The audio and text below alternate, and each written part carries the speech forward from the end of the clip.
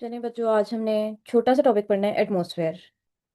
ठीक है, एनवायरनमेंट कहते हैं अपने इर्द गिर्द की चीज़ों को। नॉर्मली भी हम ये वर्ड यूज़ करते हैं कि उसे अच्छा एनवायरनमेंट मिला, वहाँ का एनवायरनमेंट बहुत अच्छा है। क्या हम कहना चाह रहे होते हैं कि वहाँ इर्द गिर्द जो लोग हैं, जो चीज़ें हैं, वो हमें अच्छी लगती हैं। ठीक है। अब ये वर्ड हमारे पास फ्रेंच वर्ड से आया है, इन्विरोनिया, जिसका मतलब होता है सराउंड, घेरे हुए। और इसकी गिस्बर्ट की डेफिनेशन जो है वो आप कोड कर सकते हैं। वो क्या कहते हैं कि इन्वायरमेंट कोई भी चीज़ है जो किसी ऑब्जेक्ट को सराउंड करती है और उससे उसे फर्क पड़ रहा होता है, उस पर असर डालती है। अब दो तरह का इन्वायरमेंट हो सकता है। ये जैसे मूवी आपने देखी होगी हमारे पास वीर ज़ारा, इस मूवी में क्या होता है, वो उसे जो है गाना गा के बताता है कि मेरा मुल्क का इन्वायरमेंट ऐसा है, तुम्हारे मुल्क का कैसा है। उसके अंदर वो वर्ड्स बोलता है, बोले पपीहा कोयल गाए सावन घिर के आए। अब कोयल हमारे पास एक लिविंग चीज है, जबकि सावन हमारे पास एक नॉन लिविंग चीज है, लेकिन ये हमारा मिलकर इन्वायरमेंट बना रहे हैं। तो हमारे इन्वायरमेंट में लिविंग चीजें भी होती हैं और नॉन लिविंग चीजें भी होती हैं। जो नॉन लिविंग चीजें हैं उन्हें फिजिकल इन्वायरमेंट कहते हैं या एबायोटिक इन्वायरमेंट कहते हैं। साइंस में जब किसी लफ्ज से पहले ए का वर्ड आ जाता है, उसको मतलब होता है नहीं, वो उसकी नफी कर देता है। बायो मीन्स जिंदगी, तो इसके अंदर जिंदा चीजें नहीं है। इसके अंदर क्या होगा, हवा, पानी, जमीन, ये चीजें होंगी। लिविंग इन्वायरमेंट क्या है, जिंदा चीजें, बायोटिक। ठीक है। इसमें हमारे पास पौधे आ जाएंगे, जानवर आ जाएंगे, इंसान आ जाएंगे, माइक्रो ऑर्गेनिज्म जो छोटे मोटे हशरात होते हैं, कीड़े मकोड़े होते हैं, वो भी आ जाएंगे। अब कहते हैं जमीन में हम इर्द की जो चीजें घेरे हुए हैं वो चार तरह से हम बता सकते हैं। एक तो एटमोसफेयर, ठीक है, आबो हवा, इर्द गिर्द जो हवा वगैरह गैसेज हैं वो। फिर क्या है, पानी भी है हमारे इर्द गिर्द, समुंदर है इतने बड़े। बायोस्फेयर, जहाँ पे जिंदगी है, लोग जो हैं, जानवर, पौधे वगैरह ये सर्वाइव कर रहे हैं। लिथोस्फेयर, जो हमारी वैसे जमीन वगैरह। आज हम जो डिस्कस करने जा रहे हैं ना, वो हमारे पास है एटमोसफेयर। एटमोसफेयर क्या है, आत्मा। आत्मा से आप याद रख सकते हैं, वैसे तो एटमोसफेयर का तो आपको पता ही होना है। तो आत्मा क्या होती है, हवाएं, इस टाइप चीजें होती हैं, आसमानी हवाई चीजें। उन्होंने ना हमारी जिंदगी, वो जमीन को घेरा होता है। ये कहते हैं कि ब्लैंकेट की तरह, जैसे ठंड में हम अपने आप को ब्लैंकेट की में अच्छी तरह से घेर लेते हैं ना, कि कहीं से कोई होल ना रहते जहाँ से हवा आ जाए। इसी तरह जमीन के इर्द गिर्द भी हवाओं का ब्लैंकेट होता है जो उन्हें घेर के रखता है। अब ये हमारे पास थिन लेयर होती है गैसेस की। ये 100 ऑफ किलोमीटर जो है ना जमीन से ऊपर जो है ना जाती रहती है। और ये प्रोटेक्ट करती है जिंदा चीजों को। जाहिर है इसमें ऑक्सीजन है, तो सांस कैसे लेंगे अगर हमारे पास एटमॉस्फेयर ही नहीं होना। ऊपर से जो सूरज की हार्मफुल रेडिएशन आती हैं उन्हें भी ये ब्लॉक करती है कि जमीन तक ना जाओ, तो हमें जो है स्किन कैंसर टाइप बीमारियां भी नहीं होती।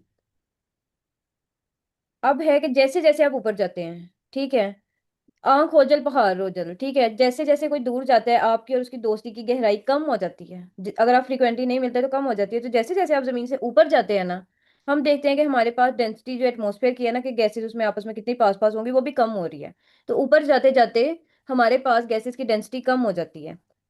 इसी तरह प्रेशर, ठीक है, प्रेशर भी जितना हम ऊपर जाते हैं प्रेशर कम हो जाता है। इसे आप याद रख सकते हैं। जैसे आप, अब्बा घर हैं तो आप पे पढ़ने का प्रेशर होता था, आप पढ़ते थे, लेकिन जैसे ही अब्बा जाते थे, अम्मा का क्या प्रेशर है, आप अब्बा के दूर होने की देर है, आपने मोबाइल चलाना शुरू कर दिया या गेम खेलनी शुरू कर दी है। तो हमारे पास जो डेंसिटी और प्रेशर है, जैसे हम ऊपर जाते हैं कम हो जाता है। ठीक है, ज्यादा किस पे है, जहाँ पे हम रह रहे हैं, हम बेचारे इंसान जहाँ रह रहे हैं, हम पे प्रेशर भी ज्यादा है, डेंसिटी भी ज्यादा है। अब कुछ गैसेज हैं जो थ्रू आउट हमारे पास कांस्टेंट रहती हैं एटमोसफेयर में, कुछ हैं जो बदलती रहती हैं। इनमें क्या है, हमारे पास नाइट्रोजन है, 78.09%। नाइट्रोजन आपकी बॉडी से नहीं तोड़ सकती, पौधे इसे ऐसे खुद से नहीं तोड़ सकते, बैक्टीरिया चाहिए होता है तोड़ने के लिए। जितनी नाइट्रोजन हवा हम सांस लेते हैं हमारी बॉडी के अंदर जाती है ना, उतनी ही वो वैसे की वैसी ही बाहर आ जाती है। और सबसे ज्यादा हमारे पास है भी नाइट्रोजन। ये टूटती है, बहुत एक्सट्रीम रिएक्शन है, जैसे बिजली वगैरह गड़क रही है, इस टाइप की चीजें, तो ये टूटती है। फिर है ऑक्सीजन। ऑक्सीजन तकरीबन 21% है हमारे इन्वायरमेंट में। फिर है जी आर्गन और दूसरी गैसेस, इनर्ट गैसेस। हमने जब केमिस्ट्री पढ़े थे तो हमने पढ़ा था कि कुछ चीजें होती हैं जिन्हें हम नोबल गैसेस कहते हैं। वो रिएक्ट नहीं करती, वो अपने आप में पूरी कंप्लीट होती है, उन्हें कोई जरूरत नहीं किसी की बात को रिएक्ट करने की, किसी के साथ बॉन्ड बनाने की, दोस्ती करने की। तो कुछ हमारे इन्वायरमेंट में ऐसी गैसेस भी होती हैं जो इनर्ट होती हैं, किसी के साथ बॉन्डिंग नहीं करनी, किसी के साथ रिएक्ट नहीं करना, लेकिन ये बहुत थोड़ी हैं। सिर्फ 0.94%, 1% से भी कम है। इनमें कौन कौन सी इनर्ट गैसेज, इसके अलावा आर्गन है, हीलियम है, क्रिप्टोन है, जीनोन है, ये हमारे पास गैसेज हैं। कहते हैं ये हमारे पास इनर्ट गैसेज भी मौजूद होती है। ज्यादा इन्वायरमेंट हमारा बना है नाइट्रोजन और ऑक्सीजन से। फिर है वेरिएबल गैसेस जो बदलती रहती हैं। अब जो चीज बदल रही है उसमें तो जाहिर है हमारा ही हाथ होना है ना। तो हमारे पास एक तो है कार्बन डाइऑक्साइड, वैसे 0.04% है, लेकिन प्लेस टू प्लेस वेरी करता है। अगर कोई जगह है जहाँ पे बहुत आपने फैक्ट्रियां वगैरह लगाई हुई हैं, हवा में ज्यादा धुआं जा रहा है, कार्बन डाइऑक्साइड जा रही है, तो वहां पे कार्बन डाइऑक्साइड ज्यादा हो जाएगी। इसी तरह पानी है, हो सकता है कहीं पे ज्यादा आपके पास वेपोरेशन हो रही है, वहां पे हवा में वाटर वेपर ज्यादा हो जाएंगे। ओजोन है, कहीं पे हो सकता है आप हवा में ओजोन ज्यादा रिलीज कर रहे हो, तो उससे भी क्या होगा, वहां पे उस जगह पे ओजोन ज्यादा हो जाएगी। ये हमारे पास रिलीज होता है, अगर मैं गलत नहीं हूँ तो फोटोकॉपी मशीन टाइप जो होती है ना, उनसे रिलीज होती है ये गैस। तो कहते हैं ये वाली गैसेस तो कांस्टेंट रहती हैं, लेकिन ये गैसेस जो है हम बढ़ा या कम कर सकते हैं, और हम बढ़ा ही रहे हैं। अब एटमॉस्फेयर जो है वो लेयर्स की फॉर्म में है, ठीक है, नीचे से ऊपर जाते हैं हम इन लेयर्स में। इन लेयर्स के नाम आप तरतीब से याद कर सकते हैं। तुझसे मेरा तल्लुक है एक, ठीक है, आसमान की तरफ उसने हाथ दिया हुआ है कि तुझसे मेरा तल्लुक है एक। तो 5 मेजर लेयर्स हैं, उन्हें आपने इसी तरतीब से याद कर लेना है, नीचे से ऊपर जाना है, तुझसे मेरा तल्लुक है एक। पहले है ट्रोपोस्फेयर। ट्रोपोस्फेयर टुडो फिरो, ठीक है, यानी चलो फिरो इस लेयर में। सबसे जो पास वाली है, या जो ये पंजाबी नहीं पढ़ते, ये आप कहने ट्रू से याद रख ले कि सच्चा जो हमें नजर आ रहा है ना वो वाली लेयर है। ये जमीन के एटमॉस्फेयर से शुरू, सरफेस से शुरू होती है और 12 किलोमीटर तक जाती है। यहाँ पे हमारे पास ये कमर्शियल प्लेन्स वगैरह चलते हैं।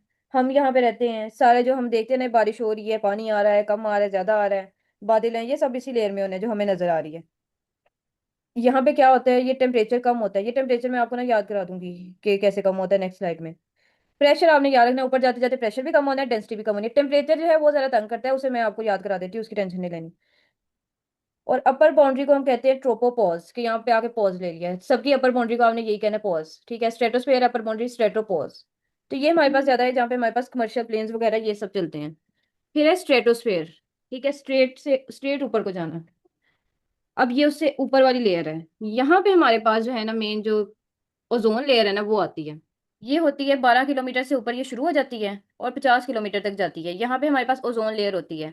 ओजोन हमारे पास स्ट्रेटोस्फेयर में जरूरी है। अगर हमारे एटमॉस्फेयर में ओजोन आ जाए तो फिर वो पोल्यूटेंट है, लेकिन अगर वो स्ट्रेटोस्फेयर में है फिर वो काम की है, अपनी जगह पे चीज हो तो काम की होती है। अगर ये खराब हो जाए तो सूरज की हार्मफुल रेडिएशन जो यूवी रेज है वो हम तक आ जाएंगी और हमें फिर स्किन कैंसर टाइप बीमारियां हो सकती हैं। तो इस वजह से हमारे लिए ओजोन जरूरी है। तो हमने वो सारा पढ़ा था ना कि ओजोन में होल हो गया था, जिसकी वजह से हार्मफुल रेडिएशन जमीन पे आ रही थी। क्यों होल हो गया था? क्योंकि हमने ये एसीज, ये फ्रिज वगैरह, इनसे केमिकल्स निकले थे, क्लोरोफ्लोरोकार्बन, जिनकी वजह से ये डैमेज हो गई थी। फिर हमने इसके लिए एक प्रोटोकॉल पढ़ा था, मॉन्ट्रियल प्रोटोकॉल, जिसकी वजह से ये ठीक हो गया। काफी हद तक मतलब ठीक हो गया। वो कहते हैं कि कुछ सालों तक ये कम्प्लीटली हम रिकवर कर लेंगे इसे। ये हमारे पास ओजोन लेयर है, हमें यूवी रेडिएशन से बचाता है, ताकि हमें लिविंग ऑर्गेनिज्म डैमेज ना हो। और जमीन को ये थोड़ा हीटिंग सिस्टम में भी कंट्रीब्यूट करता है, क्योंकि ये जैसे सूरज की रेडिएशन को इधर नहीं आने दे रहा, खुद ही एब्जॉर्ब कर रहा है ना। तो जब अपने अंदर जज़ब करेगा अगर सारी हीट को, तो जाहिर है ये वाली लेयर की वजह से गर्मी ही होगी। टेम्परेचर इसमें हमारे पास जी बढ़ जाता है। टेम्परेचर -3 डिग्री तक जाता है और अपर बाउंड्री को कहते हैं स्ट्रेटोपॉज। फिर कहते हैं टेम्परेचर क्यों बढ़ता है? क्योंकि ओजोन जो है वो हीट को एब्जॉर्ब कर रहा है ना, सूरज की रेडिएशन गर्म ही होंगी ना, वो उन्हें एब्जॉर्ब कर रहा है। जब एब्जॉर्ब करता है उसकी वजह से ये लेयर हमारे पास जो है ना हीटअप हो जाती है, गर्म हो जाती है। ये ना टेम्परेचर वेरिएशंस ही देख लेते हैं पहले। सबसे पहले आपने रोलर कोस्टर राइड की था, जितनी भी रील्स होती हैं उनसे याद रखना, वो हमेशा ऊपर से नीचे का व्यू आपको दिखाते हैं। कभी भी नीचे से ऊपर जाता है दिखाएंगे, दिखाएंगे डायरेक्ट ऊपर से वो नीचे आ रही होती है। तो ये रोलर कोस्टर राइड है जो ऊपर से पहले नीचे आती है, फिर ऊपर जाती है, फिर नीचे आती है, फिर ऊपर जाती है, ठीक है। ऊपर से स्टार्ट करना और फिर जैसे ऊपर नीचे ही जाती रहती है। तो पहली लेयर जो हमारे पास है वो है ट्रोपोस्फेयर, ठीक है, सबसे नीचे वाली लेयर है। यहाँ पे टेम्परेचर ऊपर से नीचे आ रही है साइड, तो टेम्परेचर गिरता है। ऊपर जाते जाते टेम्परेचर कम हो गया और -53 डिग्री सेंटीग्रेड तक गया। फिर क्या होता है, यहाँ पे टेम्परेचर स्ट्रेटोस्फेयर में फिर राइट ऊपर जा रही है, तो टेम्परेचर हमारे पास बढ़ता है। बढ़ते बढ़ते -3 डिग्री सेंटीग्रेड हो गया। क्यों बढ़ा है उसकी रीजन आपको पता चल गई है, क्योंकि ओजोन लेयर हीट की यूवी रेडिएशन जो सूरज की है उन्हें एब्जॉर्ब कर लेती है।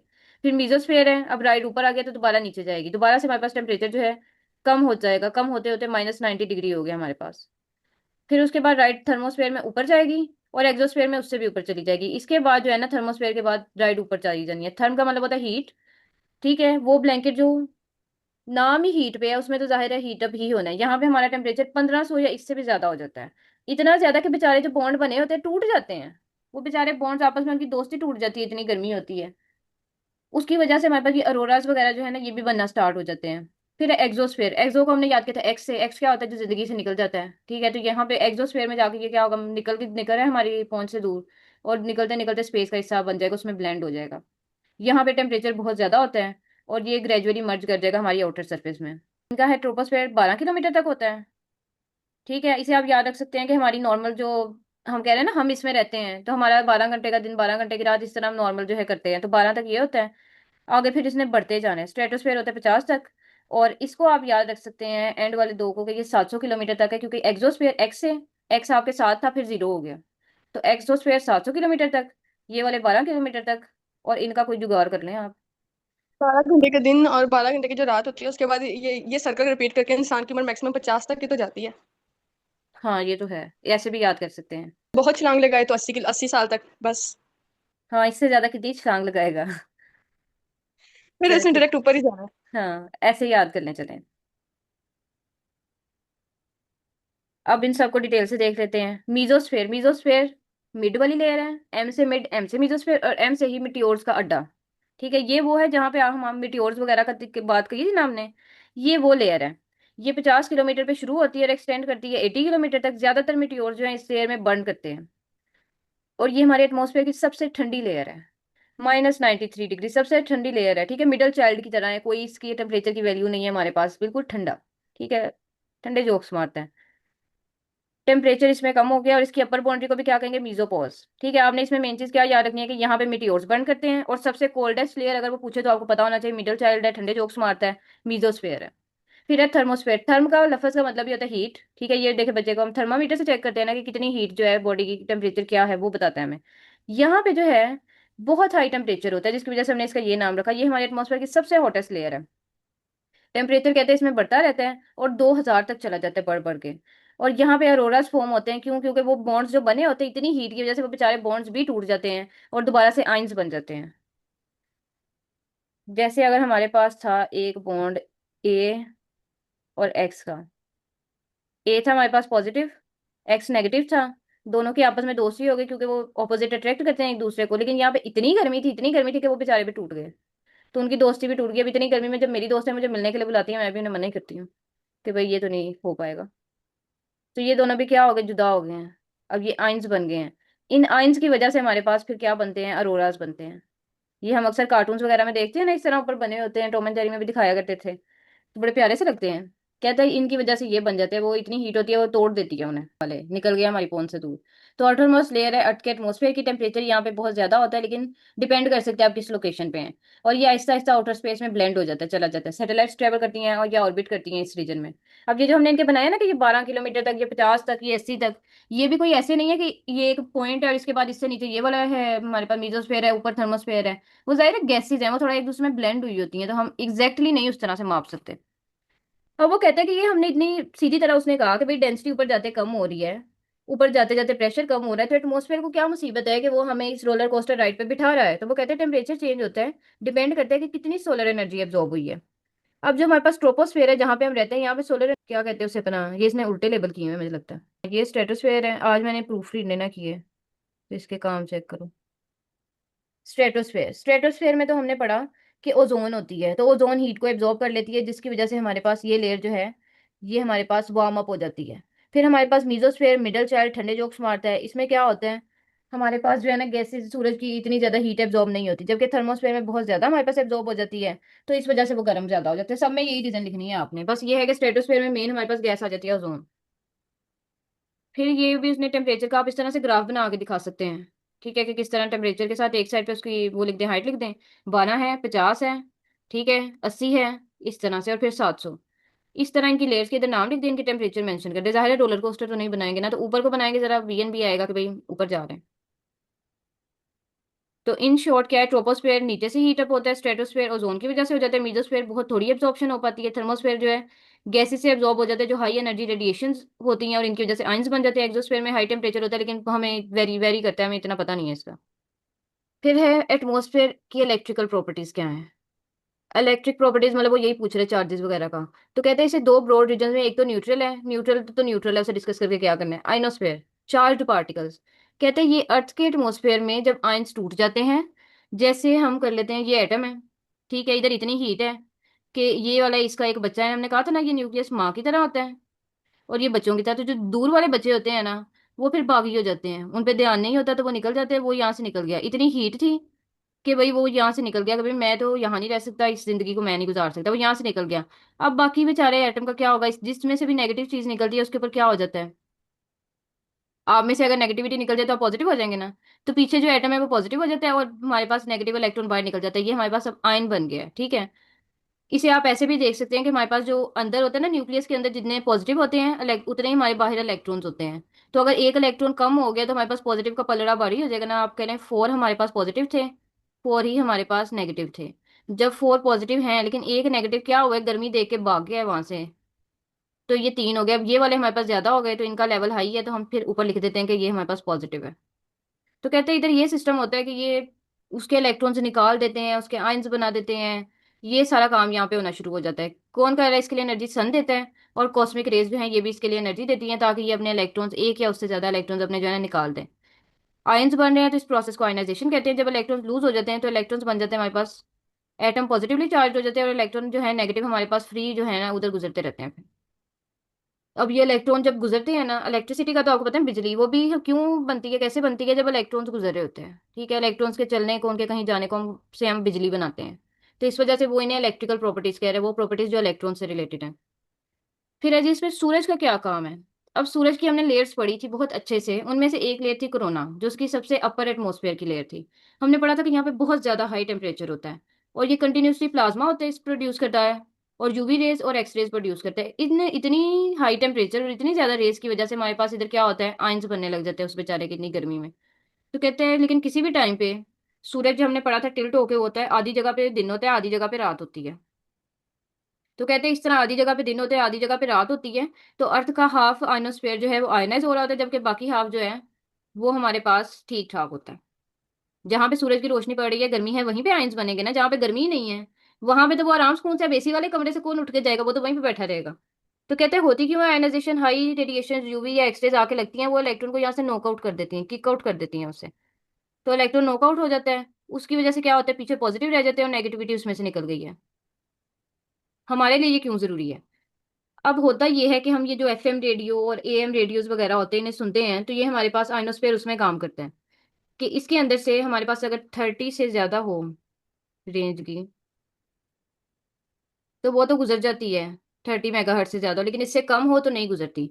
तो हमारे पास जो एएम रेडियोस है ना, वो दिन में जब हम चलाने की कोशिश करते हैं तो वो इतने सही नहीं चलते, क्योंकि यहाँ से वो क्या करता है, रिफ्लेक्ट कर देता है उन्हें, ठीक है। उसकी वजह से क्या होता है कि हमें आवाज कम आती है। अब जब रात होती है तो रात को तो सूरज नहीं होता, जब सूरज नहीं होता तो आइंस कैसे बनेंगे, ठीक है, वो तो एसी वाले कमरे में आराम सुकून से सोए हुए हैं। तो रात को आइंस भी नहीं बनते, जिसकी वजह से हमारे पास क्या होता है, ये वाली लेयर पतली हो जाती है, ये जो आइनोस्फेयर वाली ऊपर हमने लेयर पड़ी ये पतली हो जाती है, तो यहाँ से फिर इजिली हमारे पास जो है ना वो रिफ्लेक्ट करके जमीन तक आने लग जाती हैं। तो हमें रात को एएम रेडियो ज्यादा बेटर सुनाई देते हैं। जबकि एफएम रेडियो जो है वो ज्यादातर आपके लिए पावर वगैरह के होते हैं, वो इसमें से आसानी से जो है ना वो वैसे ही हो जाते हैं रिफ्लेक्ट, उन्हें इससे इतना फर्क नहीं पड़ता, तो हमें वो सुबह शाम जो सही सुनाई देते हैं। हमें इससे क्या होता है, हम इससे कम्युनिकेशन और नेविगेशन का जो है ना काम वो लेते हैं। जैसे ये देखिए यहाँ पे ये कम्युनिकेशन का काम कर रहा है, ठीक है, वो इसे रिफ्लेक्ट कर रही है, अपने अंदर एब्जॉर्ब नहीं होने दे रही, रिफ्लेक्ट करती जा रही है, जिसकी वजह से हम कम्युनिकेशन कर पा रहे हैं। इसी तरह नेविगेशन में भी क्या है, वो उसे रिफ्लेक्ट कर रही है और नेविगेट कर रहे हैं हम। अगर ये इसमें से गुजर जाती तो फिर हमें क्या पता, फिर तो टुट गए यार मोहब्बत वाले, फिर कुछ नहीं पता लगता। ये क्लियर है।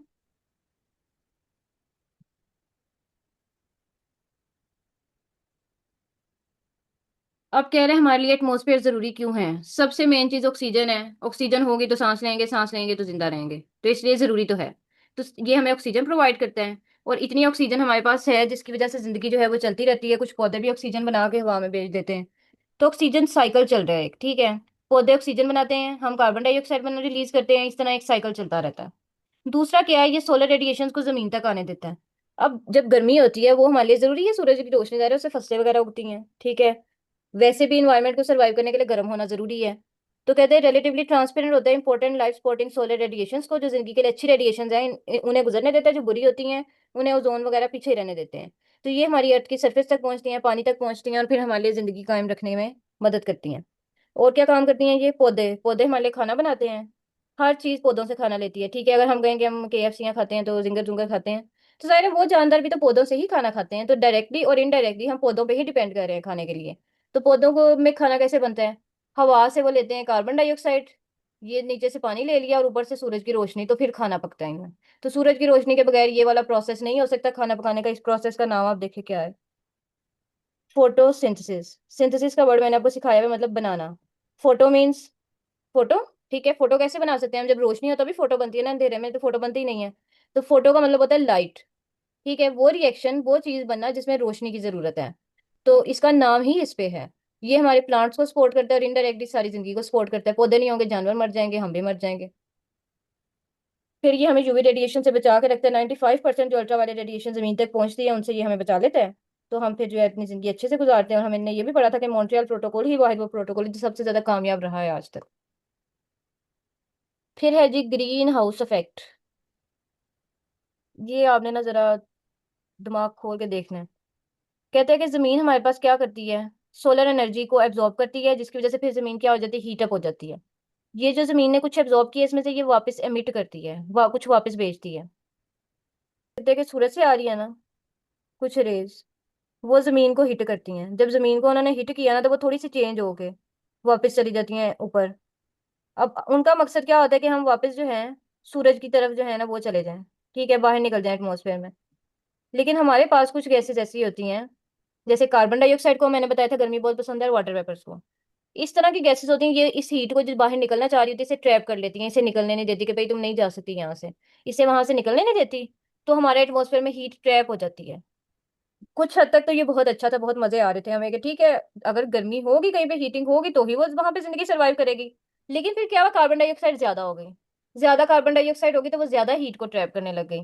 ज्यादा हीट को ट्रैप करने लग गई तो उसकी वजह से क्या हुआ, हमारे पास यहाँ पे ज्यादा हीटअप हो गया हमारे एनवायरमेंट, हमें क्या हुआ, ग्लोबल वार्मिंग हो गई। अब कहता है कि ये जो प्रोसेस है ना कि ये वापस जाना होता है, रेडिएशन ने कुछ निकल जाती हैं जबकि कुछ को हमारे पास एब्जॉर्ब कर लेते हैं। कहते हैं ये जो हमारे पास इफेक्ट है ना कि कुछ को रख लेना पास, इसे हम कहते हैं ग्रीन हाउस इफेक्ट। अक्सर आपने देखा होगा कहीं ट्रेवल करते हुए भी, या आपकी यूनिवर्सिटीज वगैरह में भी हो सकता है, उन्होंने शीशे का कमरा सा बनाया होता है जिसके अंदर पौधे होते हैं, या फिर शॉपर्स वगैरह ऊपर लगाए होते हैं पौधों के।